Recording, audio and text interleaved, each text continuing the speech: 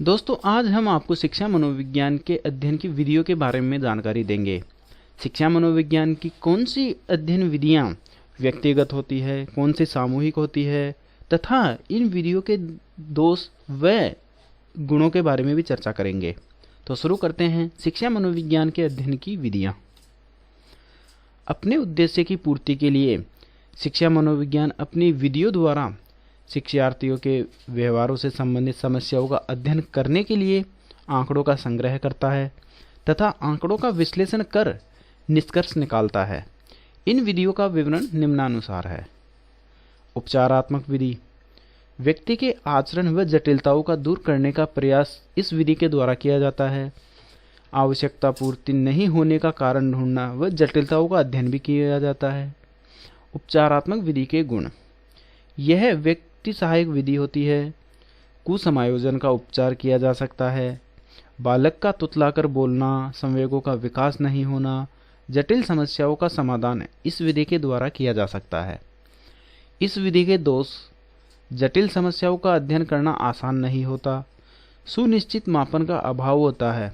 यह व्यक्तिनिष्ठ विधि होती है, न कि वस्तुनिष्ठ, जिसके द्वारा निष्कर्ष परिणाम निकालना असंभव है। प्रयोगात्मक विधि पूर्व निर्धारित दशाओं में मानव व्यवहार का अध्ययन व्यक्तिनिष्ठ विधि होती है। विलियम वुंड ने सर्वप्रथम 1879 ईस्वी में मनोवैज्ञानिक प्रयोगशाला स्थापित की थी। यह लिप्जिंग विश्वविद्यालय में की थी। प्राकल्पना का निर्माण किया जाता है। चरों व घटनाओं के साथ पता लगाया जाता है। प्रयोगात्मक विधि के लाभ होते हैं। निश्चित परिणाम तक पहुंचाती है। नियंत्रित परिस्थितियों में परिणाम वस्तुनिष्ठ होता है। इस विधि के दोष यह है, परिस्थितियां कृत्रिम हो सकती है। मानसिक दशाओं में तथ्य पूर्णतः प्राप्त नहीं होते। तुलनात्मक विधि व्यवहार से संबंधित समानताओं व असमानताओं का तुलनात्मक अध्ययन होता है। इस विधि का प्रयोग सीखने की प्रक्रिया पर प्रबल जोर दिया गया है। इस विधि का प्रयोग कक्षा में चल रही शिक्षण प्रक्रिया को जांचने परखने के लिए किया जाता है। मनोविश्लेषणात्मक विधि वियना के चिकित्सक सिगमंड फ्राइड, इनका जन्म वियतनाम में हुआ था। इस विधि के जन्मदाता माने जाते हैं। इस विधि में व्यक्ति की मानसिक क्रियाओं का पता लगाया जाता है। यह मानसिक क्रियाएं मानसिक ग्रंथियों से आबद्ध रहती है। इन मानसिक ग्रंथियों के आधार पर मन को 3 प्रकार का बताया गया है, जिसमें चेतन, अर्धचेतन और अचेतन अवस्था आती है। मनोभौतिकी विधि यह मन तथा शरीर पर पड़ने वाले प्रभावों का अध्ययन है। प्रश्नावली विधि समस्या से संबंधित प्रश्नों की प्रश्नावली बनाकर प्रस्तुत किया जाता है तथा बाद में व्यक्ति के पास उस समस्या का उस व्यक्ति के पास हल भेजा जाता है। यह विधि 4 प्रकार की होती है। खुली प्रश्नावली, बंद प्रश्नावली, सचित्र प्रश्नावली व मिश्रित प्रश्नावली। साक्षात्कार विधि विचार विमर्श व जानकारी प्राप्त प्रश्नोत्तरों या वार्तालाप के माध्यम से समस्याओं का हल करना व सत्य के निकट पहुंचना साक्षात्कार कहलाता है। यह व्यक्ति के संवेदनाओं को जानने की सर्वोत्तम विधि है।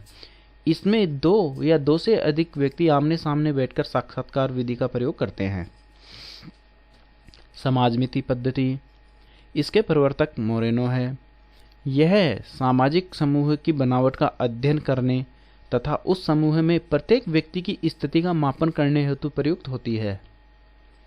जीवन इतिहास विधि इस विधि द्वारा जीवन का लेखा जोखा प्रस्तुत किया जाता है, जिसे केस स्टडी की विधि भी कहते हैं। इस विधि का सर्वप्रथम उपयोग टाइडमैन ने किया था। जैसे परिजनों, मित्रों, व्यवहार के बारे में जानकारी देते हैं। इसमें व्यक्ति की आवश्यकताओं व कारणों का निदान भी किया जाता है। जीवन इतिहास विधि के गुण अध्ययन व निदान दोनों संभव है। व्यक्ति के बारे में सूचना प्राप्त कर सकते हैं। जीवन इतिहास विधि के दोष निष्कर्ष व्यक्ति की आवश्यकता होती है। व्यवहार परिवर्तनशील है, इसलिए अध्ययन करना सरल नहीं होता। विकासात्मक विधि इसमें विकास की क्रियाओं का अध्ययन किया जाता है। गर्भावस्था से मृत्यु पर्यंत चलने वाली प्रक्रिया है। इस विधि को उत्पत्ति मूल विधि भी कहा जाता है। इस विधि के गुण हैं, यह एक व्यापक विधि होती है। निश्चित प्रश्नों के उत्तर सरलता से मिल जाते हैं। शारीरिक, सामाजिक एवं मानसिक विकास का अध्ययन इस विधि का सर्वोत्तम गुण है। निरीक्षण विधि। निरीक्षण यह मनोविज्ञान की प्राचीनतम विधि है। इस विधि को दो भागों में बांटा जा सकता है, अंतर्निरीक्षण व बाह्य निरीक्षण। अंतर्निरीक्षण, इस विधि में मनोवैज्ञानिक या कोई व्यक्ति स्वयं अपना निरीक्षण कर समय समय पर उत्पन्न होने वाले विचारों, भावों, भावनाओं, कल्पनाओं आदि का निरीक्षण व विश्लेषण करता है। अंतर्निरीक्षण विधि संरचनावादियों की विधि थी। इस विधि का उपयोग विलियम वुंट, टिचेनर, स्काउट एवं विलियम जेम्स द्वारा चेतन अनुभूतियों के तत्वों के अध्ययन हेतु किया गया था।